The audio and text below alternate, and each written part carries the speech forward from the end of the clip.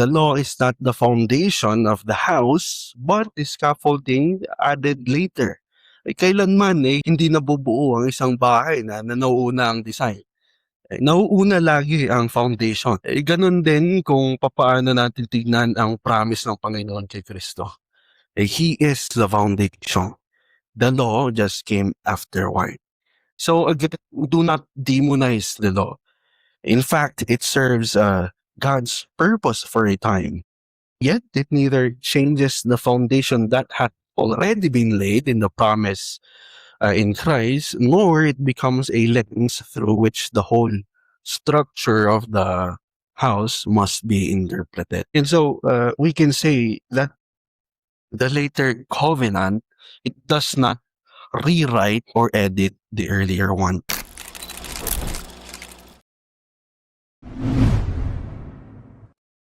Good morning. Sa umagang ito, patuloy pa rin tayo sa ating series on the book of Galatians. And today, we are now in verses 15 to 18 of Galatians chapter 3. Galatians chapter 3, verses 15 to 18. Allow me to read it for you. To give a human example, brothers, even with a man-made covenant, no one annuls it or adds to it once it has been ratified. Now, the promises were made to Abraham and to his offspring. It does not say, and to offsprings, referring to many, but referring to one, and to your offspring, who is Christ. This is what I mean. The law, which came 430 years afterward, does not annul a covenant previously ratified by God, so as to make the promise void. For if the inheritance comes by the law, it no longer comes by promise, but God gave it to Abraham by a promise. Okay. Sa ating teksto po sa umagang ito, binabasa lang natin, malinaw po that Paul continues to defend the purity of the gospel. And if we may take a step back to remember ang mga previous nating pag-aaral, he has already shown in verses 1 to 14 that the Galatians received the Spirit not by works of the law, but by faith in Christ. Like Abraham, those who believe are counted as God's people. And while those who seek righteousness by the law remain under its curse. Okay? So Christ alone, malinaw po sa atin, has redeemed His people from that curse. Hence ang ating pag-aaral from curse to blessing, promised to Abraham. And now in verses 15 to 18, Paul further points them again to the flow of redemptive history. At upang masagot ang mga katanungang why is it that circumcision and the law are no longer a way or the way of defining the people of God? Okay, so far as we have read in our text this morning, we see that Paul's answer is that the promise made to Abraham, it came first. Okay, and the law, which came later, cannot cancel or rewrite what God had already established. Okay, thus making it clear that even between the distinctions of Abrahamic covenant marked by promise, and on the other hand, the Mosaic covenant marked by law, if we are to understand the gospel as a whole, and rightly, we see that God's saving purpose has always rested on His gracious promise, which now is fulfilled in Christ. Okay, and hopefully ay masubaybayan natin ang serye sa ating serye kung paano pa ito mas may paglilinaw. Ano po? Now, in this our study this morning, ito po ang mensahe na nais kong dalhin. Because God's promise to Abraham came before the law of Moses, the inheritance comes by promise. The inheritance comes by promise, not by law. Therefore, the blessing of God is received through faith in Christ, not through circumcision or works of the law. The inheritance comes by promise, not by law. Therefore, the blessing of God is received through faith in Christ, not through circumcision or works of the law.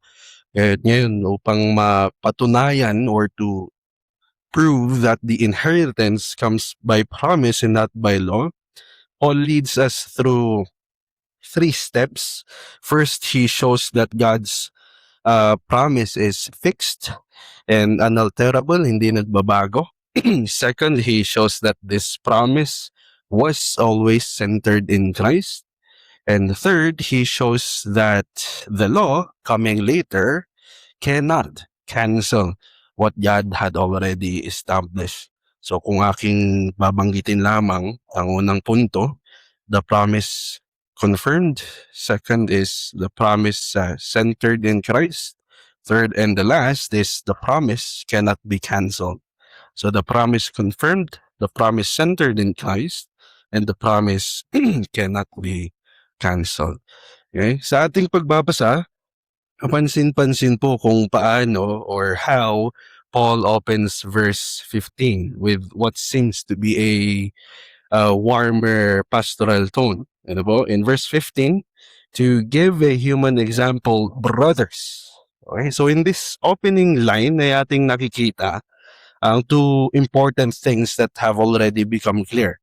Okay, first, by addressing them as brothers, Paul shows that although he is still correcting them, he does not speak to them as enemies, but as fellow believers whom he still regards with pastoral affection and a covenant concern. Okay, pagkatapos ng mga matatalim na pag-rebuke niya earlier in this chapter, this expression shows that Paul's aim is not merely to condemn, okay, but to draw near the confused church and gently bring them back to the truth. Okay, so hindi sa paraan na para bang gusto lang ni Pablo ay manalo siya sa isang debate, ngunit sa affectionate na pag-address ay ipinapakita niyang uh, nais niyang sila ay maidala sa katotohanan. Okay, and second, when he says to give a human example, he is not departing from scriptural argument, nor is he appealing to something merely worldly, na kung saan ay of course malinaw sa atin ay taliwas sa katotohanan. Rather, katulad niya ng sinasabi ni Douglas Moo, Paul is using a familiar illustration from ordinary human life. As if Paul is saying that it is something people already know from normal human experience. Okay? At yun ang kaalaman ng lahat that even with a man-made covenant, no one annuls it or adds to it once it has been ratified. Okay? Or by other definition, ratified means confirmed. Okay? Kaya ating makikita from what is recognized among men is what must be all the more true of God. Okay? Sa ibang salita, if human covenants are not casually altered, changed, then surely God's covenant promises cannot be overturned by something that comes later. Okay? And this is what Paul means when he says to give a human example. Okay? So even in that one sentence, we already see both the tenderness of Paul's pastoral approach at sa kanyang method upang ipaglinaw ang kanilang kinalalagyan. Okay? He speaks as a brother in order to steady them. And he argues from what people experience upang ipakita, to show the certainty and unchangeableness of God in His covenant dealings. Ano po? Ngayon kung ating iisipin, we realize the heart of the illustration. Okay, it lies in the statement that no one annuls it or adds to it. Okay? Sa aking pagbabasa sa Baker Exegetical New Testament Commentary of Douglas Moo, he notes that verse 15 prepares the readers for the main claim in verse 17, which hopefully mas may paglinaw po as we go through our main point. Diba? Now, this is exactly Paul's burden. If even among the ratified covenant is not annulled or supplemented, then the Galatians must see ang absurdity of treating God's covenant promises as though it were provisional. Okay? When you say provisional, para bang ito ay temporary lamang. Okay? At sa ating pag-alala, the false teachers were effectively saying that the promise of Abraham was not enough by itself. Right? That later, law must now supply additional terms for the final standing among God's people. Ngayon pa lamang, patuloy, Paul rejects that this logic sa kanyang root. Okay? The promise was never a temporary beginning, awaiting legal completion. Okay? Once God established its character as promise, it cannot be changed, altered, thus confirming it. Okay, so we see verse 15. Hindi lang ito basta-basta sinabi ni Pablo. This is what we call decisive opening principle. Sadya na ito ang pinili mga salita ni Pablo. Okay, so as to say, what God has ratified cannot later be edited by man. Okay, so therefore, the promises of God stands confirmed in its original integrity. It remains firm in the same complete and unchanged from which God has first gave it. Okay. Galatians chapter 3 verse 15 establishes the firmness and inviolability of God's covenant. When we say inviolability, God cannot be violated or cannot be canceled. Okay? Therefore, it supports the truth that God's saving purpose is grounded in His sovereign grace.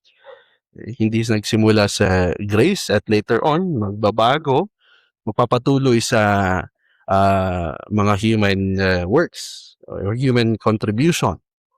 Okay? Again, the law does not become another, or some would say second, a basis for justification. No. Nor does it change the way sinners are accepted by God. Because the covenant promise, which is ultimately fulfilled in Christ, rests on God's gracious initiative. Okay? And it remains unchanged. It remains unchanged. Okay? Kaya mga kapatid, ito po ay tinuturuan tayo to rest what God has already established. Okay? To rest in His Word. Okay? We cannot do anything kahit pa sa optimistic creativity ng mga tao to improve what God had already given. Okay? So when a congregation is grieving, when we find ourselves unsettled, tempted to fear even the future, sa nangyari sa atin, I admit that somehow we fear what's going to happen next. Yet, this text reminds us that the church does not stand upon changing human strength, but upon the fixed promise of God in Christ. Okay? The church stands upon the fixed promise of God in Christ. Kaya sa pananampalataya, we see a great comfort that is confirmed in the promise of God. Okay? God does not redraw the gospel after receiving you. He does not begin by promise, then leave you to secure the rest of your own worthiness. His grace is His grace is not unstable. His grace is unchangeable. Okay? But may it be that this also serves as a warning to become warning against of those who become people who would add something to Christ. Okay? Atin pong tatandaan whenever men place confidence in worldly things as though these complete the promise, they do not protect the gospel. Again and again, they only corrupt it. Okay? So let the church be humble. Let the church be steady. Ating tandaan what God has ratified, we cannot improve, we cannot annul, or we cannot replace. Okay? So if in verse 15, it establishes that a ratified covenant cannot be annulled or supplemented, then the next question is obvious. What is exactly this promise and to whom does it finally point? Okay? Paul's answer is not by weakening the promise, but by narrowing our eyes to its truer center, to its true center, the Lord Jesus Christ. Okay? So the promise centered in Christ. Okay. Now, as we continue, we see that Paul seems to be pausing in verse 16 to identify more precisely kung ano nga ba itong covenant promise that he has been discussing. Okay? In verse 16, he says, "Now the promises were made to Abraham and to his offspring." Katulad ng nabanggit natin kanina, although verse 17 will further discuss the main line of the argument, this verse is already crucial kung paano natin titignan ang further argument. Okay, because it shows that the Abrahamic covenant, it is not vague, hindi siya haka-haka lang, or a merely ethnic thought, but in its final goal, it is focused and directed and fulfilled in the Lord Jesus Christ. Okay, in itself, the verse emphasizes the character of the Abrahamic covenant as indeed a promise. Okay, now the promises were made to Abraham. Okay, so those words pa lamang, it already tells us something essential. Okay, that the covenant with Abraham is actually framed in terms of divine initiative. Okay, kung sa tanong, sino ang nag-promise, ang sagot ay ang Panginoon lamang. Okay? Sa ibang salita, God is the one who speaks. God is the one who pledges and secures the inheritance. Okay? The blessings promised to Abraham, land, offspring, and blessing to the nations, come from the grace of God. Okay? Kaya malinaw that the promise came from God. Okay? Kaya naman the very language of quote-unquote promise, it sets the Abrahamic covenant na taliwas sa kung anumang attempt to ground this in human performance. Okay? So ganito po siya mas naipaglilinaw sa paraan ng ating teksto. Ano po? Now, Paul turns to the phrase, to your offspring. He does not say, and to offsprings, as though speaking of many, but to your offspring, who is Christ. Okay? Sa unang pagbasa, the argument can be surprising. Because offspring, or the word, in other words, in the original language, seed, kung titignan natin sa grammar, it often functions as a collective noun. Okay? It can refer to many descendants while still the word is remaining in a singular form, a hence collective noun. Yet Paul is clearly not unaware sa ganito, since later in chapter and in the chapter, in the following verses, he uses the same word in a collective sense for believers. Okay, so his point is not based on grammatical ignorance, nor is he merely playing with wording in a careless way. Rather, Paul is reading the promise in light of the whole story of redemption. Okay? Paul is reading the promise in light of the whole story of redemption. Okay, where the Old Testament itself shows that the promised line becomes progressively narrower. Okay? From Abraham to Isaac in chapter 17 of Genesis, from Isaac to Jacob, Genesis 25, from Jacob to Judah, Genesis chapter 49, and from Judah to David, 2 Samuel chapter 7, until it finally reaches its true and climactic fulfillment in one promised seed, Jesus Christ. Okay? Therefore, if we look at it in that way, the promise was always moving toward Christ. Okay? And for that reason, the blessing of Abraham comes not through the law, but only through faith in Christ, in the coming Messiah. Okay? Kahit pa sa nasyon ng Israel, the promise is preserved not by mere physical descent, but by God's electing purpose. Okay? Yet as we have seen, as biblical records move forward, the expectation narrows. And in that end, we only see, and it only points to the royal son, the Davidic heir, Jesus Christ, through whom God's redemptive purpose will reach its appointed fulfillment. Okay? Kaya itong pattern na ito, it helps explains reasoning, Paul's reasoning here when he uses the words, to your offspring. Okay? When we say to your offspring, it indeed points to Christ, yet we still acknowledge ang progress na nangyari in the whole scripture.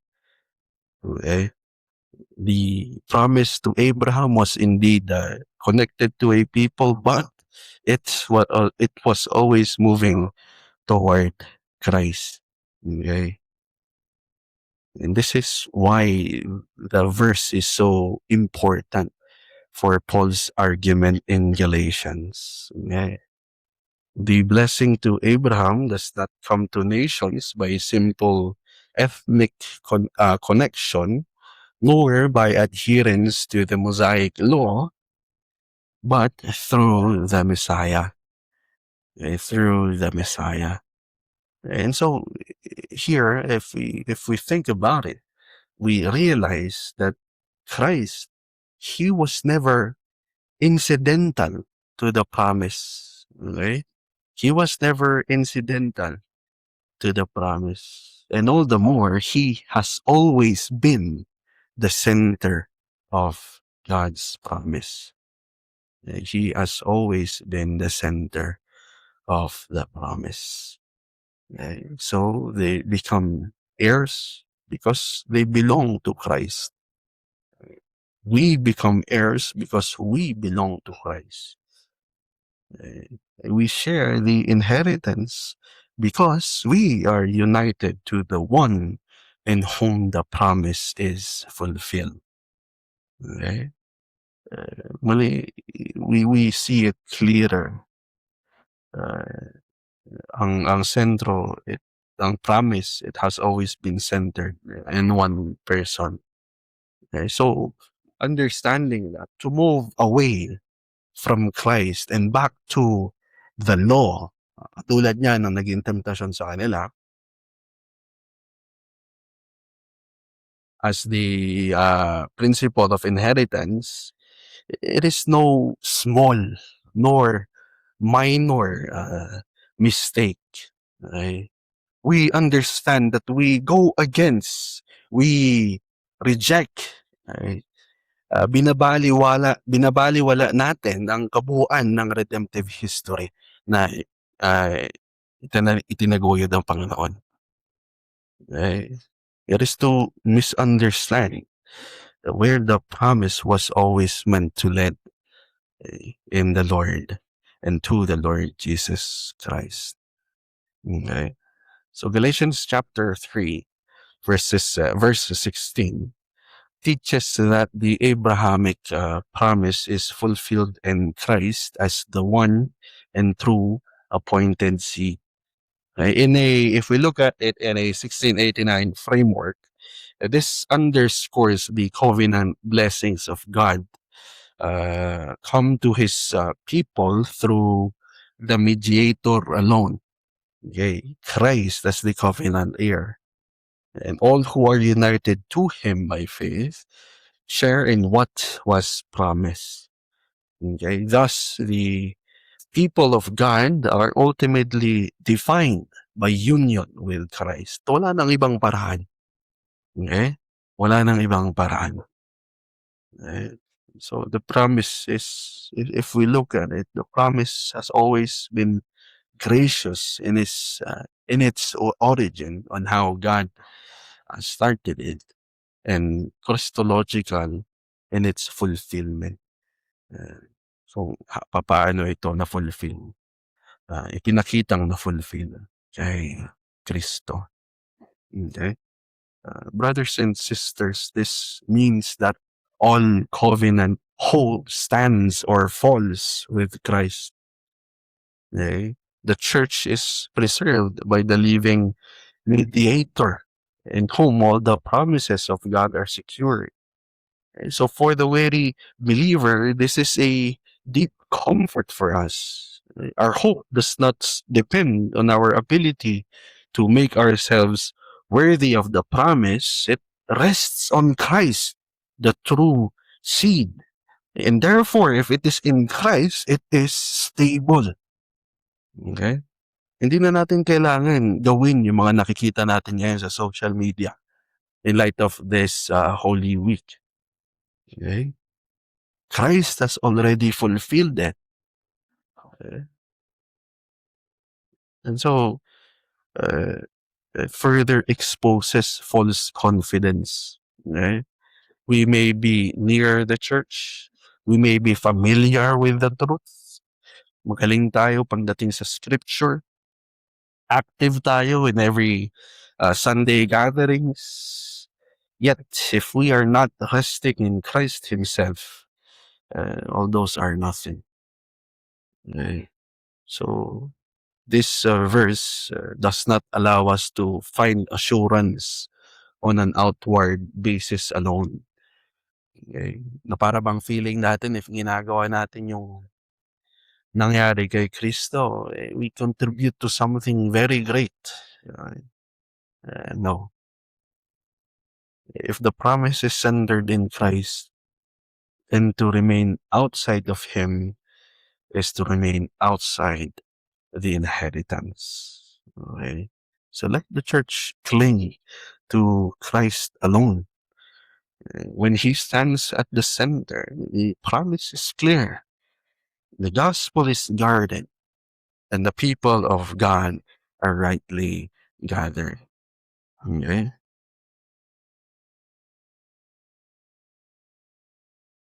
Now that Paul has shown that the promise was always centered in Christ, he now draws the full conclusion.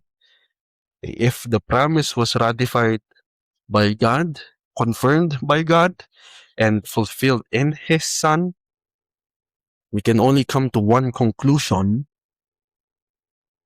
The law, which came centuries later, 430 years later, cannot possibly overturn it. It cannot possibly overturn it. Okay? So the promise cannot be canceled. The promise confirmed, the promise centered in Christ. Now the promise cannot be canceled. Okay? So finally, Paul states the main point of the paragraph, yet in a plain and simple way. If we see and read verse 17, this is what I mean. The law, which came 430 years afterward, does not annul a covenant previously ratified by God so as to make the promise void. Okay? Verse 15 gave the human illustration. verse 16 identified the promise as centered in Christ. And now, verses 17 to 18, Paul brings the argument to its conclusion. What God established beforehand with Abraham cannot be overturned by what came later through Moses. Now, seeing the order, which ay pinag-aralan din natin kanina, the precise chronological calculation is not really Paul's burden here in verses 17 and 18. Yet the simplified and undeniable sequence is clear. And that the sequence is promise came first and law came afterward. Okay? Indeed, simplified as it is, this order matters, okay? Because it shows that Paul is not treating the law as though it were eternal in the same sense as the promise, okay? Nor is he allowing it to function as the defining key for reading everything that came before it. Okay, sa ibang salita, the law is not the foundation of the house, but the scaffolding added later. Kailanman hindi nabubuo ang isang bahay na nauuna ang design. Nauuna lagi ang foundation. Ganun din kung papaano natin tignan ang promise ng Panginoon kay Kristo. He is the foundation. The law just came afterward. Okay? So again, do not demonize the law. In fact, it serves God's purpose for a time. Yet it neither changes the foundation that had already been laid in the promise in Christ, nor it becomes a lens through which the whole structure of the house must be interpreted. Okay? And so we can say that the later covenant, it does not rewrite or edit the earlier one. Okay? At dito po nagkakaroon ng napaka-delikadong issue sa mga buhay ng Galatians. Okay? At maaari ay ganun din sa mga churches that are now present. Okay? The false teaching troubling the Galatians was not merely encouraging a deeper appreciation of Moses, it was making the law, and especially circumcision, function as a necessary supplement to the promise. Okay? Yet, as explained, Paul rejects this entirely. The scripture rejects this entirely. Okay? If the covenant with Abraham was already ratified by God, then the law cannot later be introduced as though it changes the terms of inheritance. Okay? Again, the promise is not provisional. The promise is not unfinished or awaiting legal completion. Okay? That's the reason, ang dahilan why Paul says that the law cannot nullify or void or mapawalang bisa ang promise, that it cannot render the promise ineffective, powerless, or inoperative. Okay? Faith does not become obsolete because Moses came later. Okay? Grace does not lose its force because covenants were given. Okay? And the law must therefore be understood in a way that it actually preserves the governing prior of the prior promise, prior covenant. Okay. Now, further in verse 18, Paul presses the argument even more. We read, for if the inheritance comes by the law, it no longer comes by promise, but God graciously gave it to Abraham by a promise. Okay. Here, ating makikita kung paano ini-introduce ni Pablo the language of inheritance. Okay? Which, as defined by the original language, is being gathered up the blessings pledged to Abraham. Okay? In the Old Testament, inheritance often points to the land. But here in our text, in how Paul wants to define it, here it reaches beyond Canaan. It points to the fullness of covenant blessing, justification, eternal life, salvation that is secured in Christ. Such inheritance that is not a wage or that is not earned by law keeping, but only a gift pledged and graciously bestowed by God. Okay? This is the inheritance we receive by the promise. Okay? Now, the verb graciously gave is also especially important sa ating pag-uunawa sa promise na binigay ng Panginoon. It underlines that Abraham did not receive the inheritance as compensation, reward, or payment. Okay? He received it because God freely pledged it. Okay? This is the heart of the matter. Dahil muli, if the inheritance were by the law, then grace would no longer be grace. Promise would no longer be promise. Promise will be your wage. Promise will be what you deserve. We all know what we deserve is condemnation. Okay? Therefore, grace is grace and promise is promise. The whole point of Paul's argument kung paano niya idinala sa pag-confirm ng promise at sa kung paano ito ay sinentro kay Kristo is that God's saving purpose has always rested on His gracious initiative. Okay? God's saving purpose has always rested in His gracious initiative. Never. And not on man's merit. Okay? So verses 17 to 18 do more than settle a chronological debate. They guard the gospel itself in its entirety. Okay? Again, the law cannot cancel the promise because the inheritance has always been granted by grace through promise. Okay? All the more that this is encouraging for us believers because we know that promise has now reached its fulfillment in the Lord Jesus Christ. Okay? Galatians chapter 3, verses 17 to 18.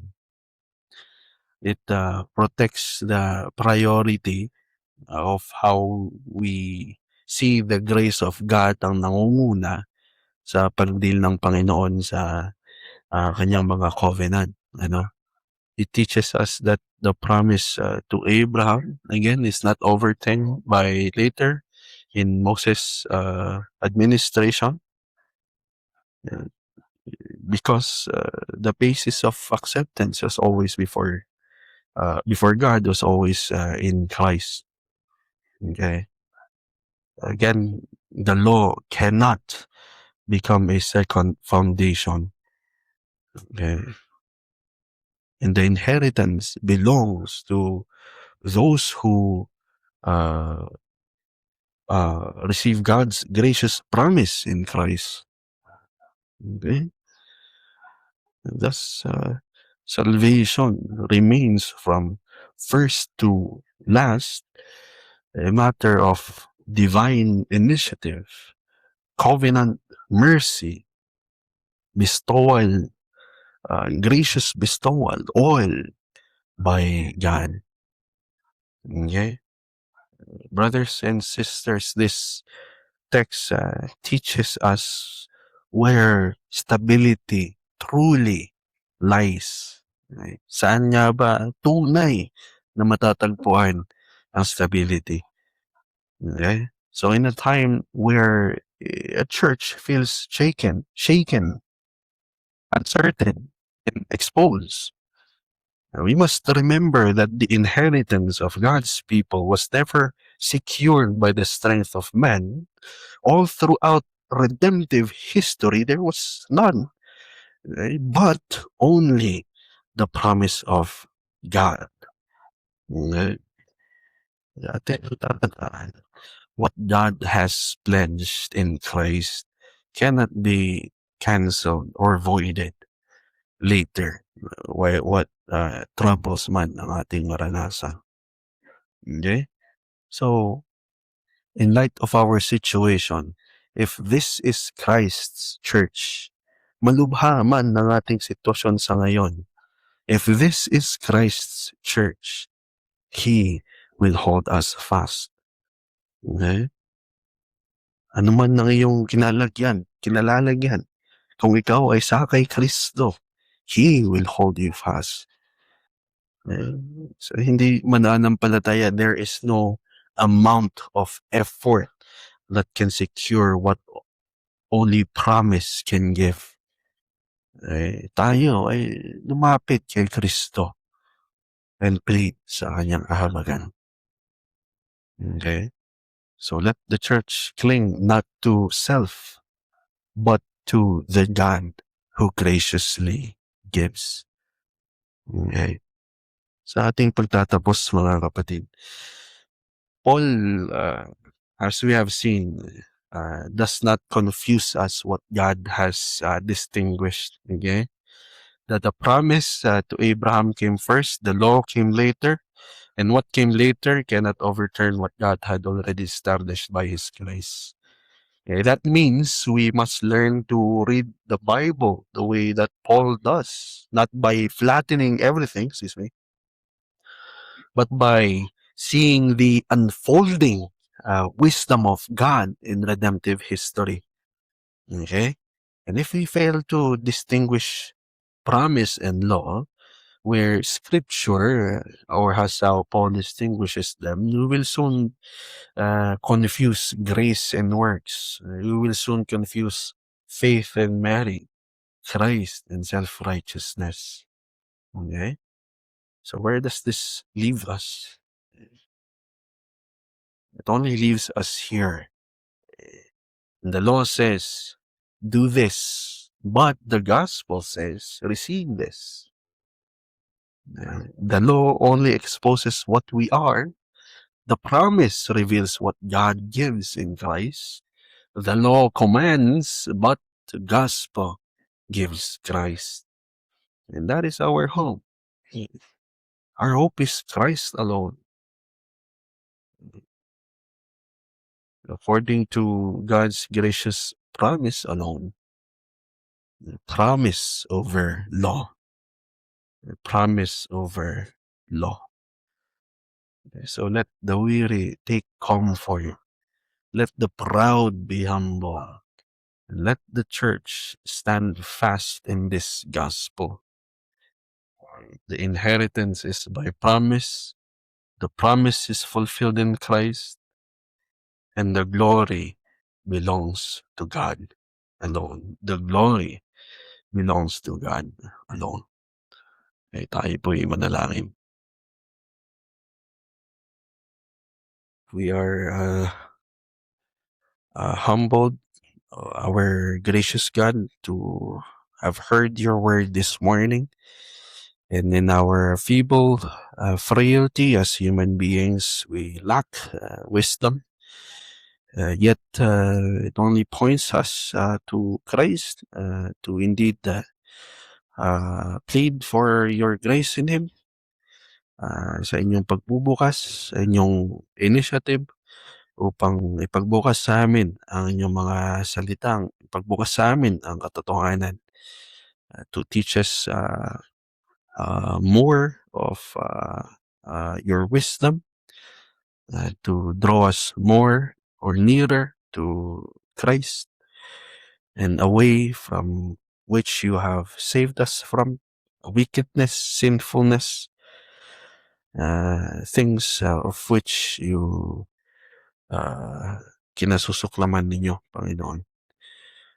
Gayunpaman, nais naming, ah, ipanalangin na inyo pong patuloy pagbukas ang inyong salita as we face another week, of each, of our own, lives, with our own dealings, work, sa school or, in wherever place you bring us to, Panginoon. And we pray, in all these things, kayo lang ang siyang madakila. Ito po ang aming dinadalangin sa pangalan ni Jesus. Amen.